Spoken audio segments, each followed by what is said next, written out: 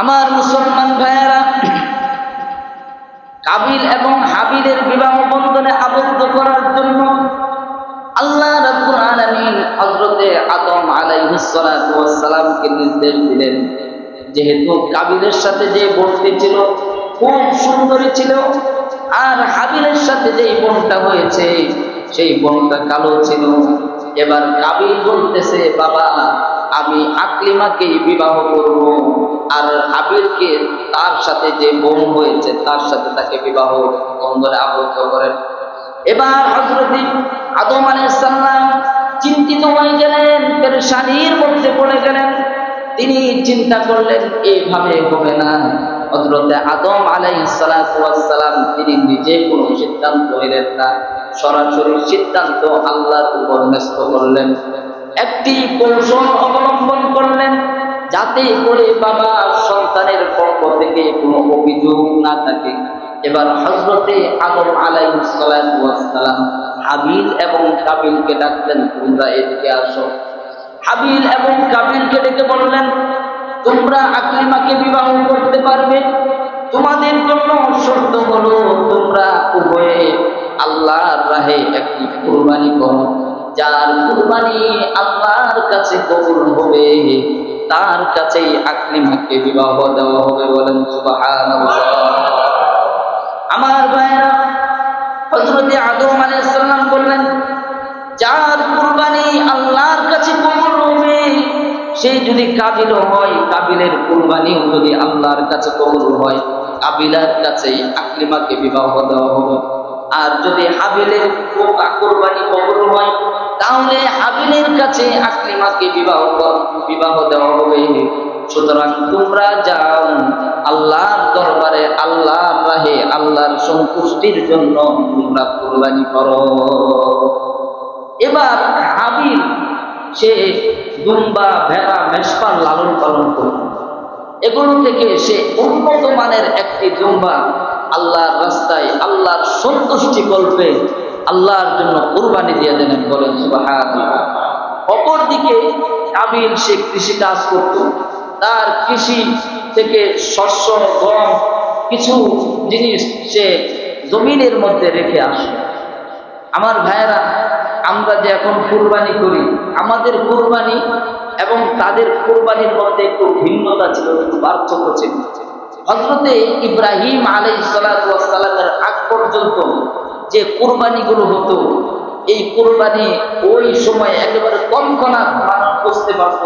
কারণ হলো, যখন কুরবানি দেওয়া হতো তখন আকাশ থেকে অগ্নিশিখা এসে যার কুরবানি কবুল হতো সেটাকে গ্রাস করে দিত। সুবহানাল্লাহ। আমার ভাইয়েরা, আর আমাদের তো এই পরীক্ষার মধ্যে পড়তে হয় না।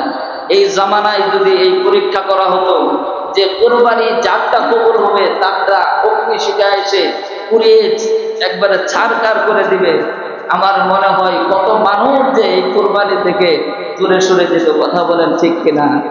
আমরা সকলেই একেবারে খালেস নিয়তে আল্লাহর জন্য, আল্লাহর নৈকট্য লাভের জন্য কুরবানি করবো। পারবো তো ইনশাআল্লাহ? অন্য কোনো কুরবানির মধ্যে নিয়ত থাকবে? আল্লাহর জন্য একমাত্র কুরবানি করবেন।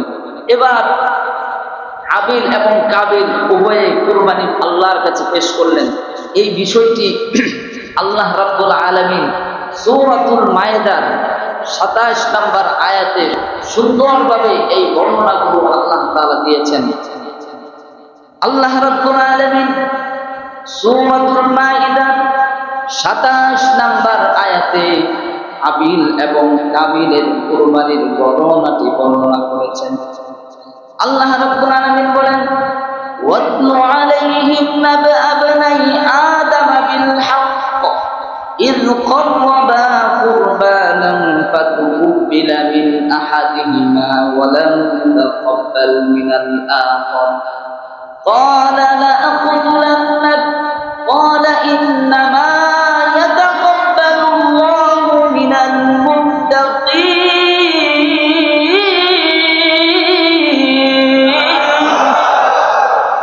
আল্লাহ রাব্বুল আলামিন এই আয়াতের মধ্যে আপন ভাষায় বিশদ আলোচনা করেছেন কুরবানি সম্পর্কে।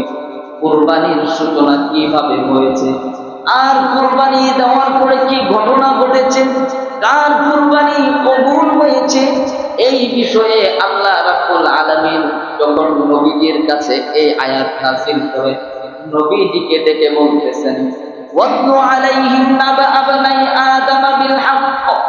ওগো নবীজি, আপনি আদমের দুই পুত্র হাবিল এবং কাবিলের কুরবানির ঘটনাটা সঠিকভাবে বিল হক একটু বোঝার চেষ্টা করবেন।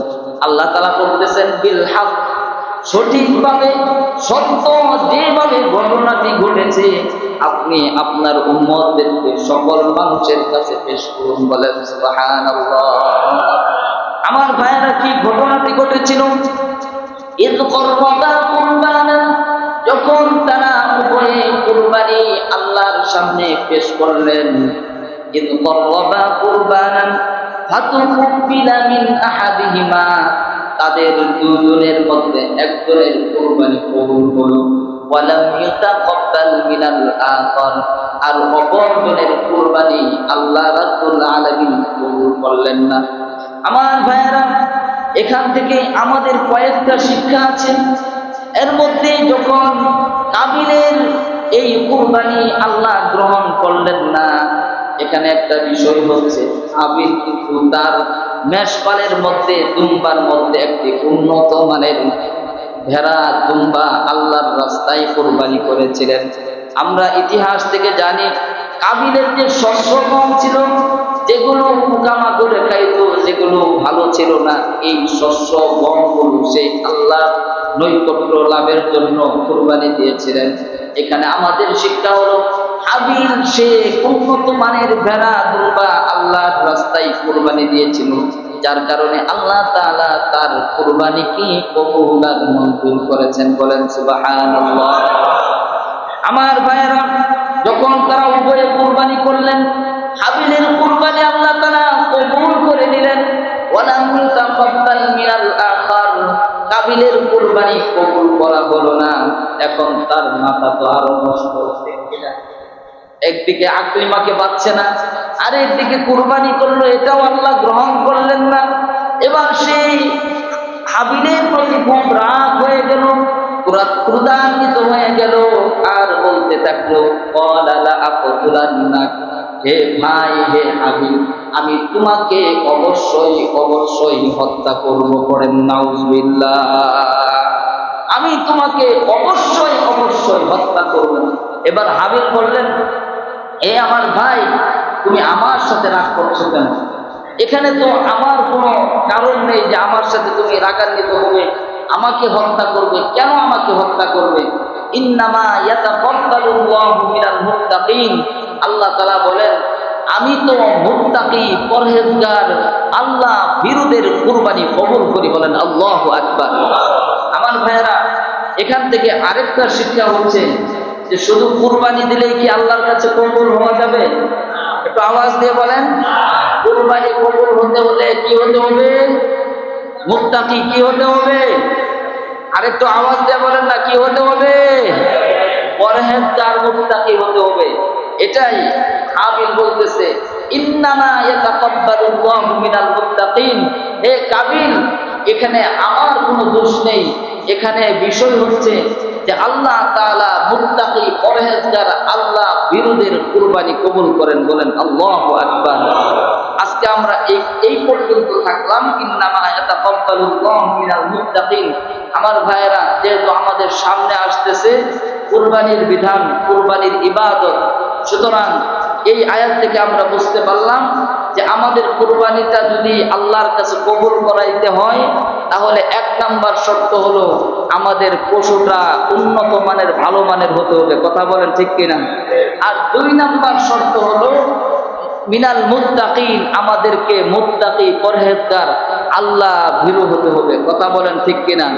এখানে 3 নাম্বার আরেকটা বিষয় হচ্ছে যে এখানে কবুল না হওয়ায় কাবিল কিন্তু হিংসা অহংকার করতেছে। সুতরাং আমরা যারা ধনী মানুষ, আমরা কুরবানি করব, কিন্তু আমাদের মধ্যে হিংসা থাকা যাবে না।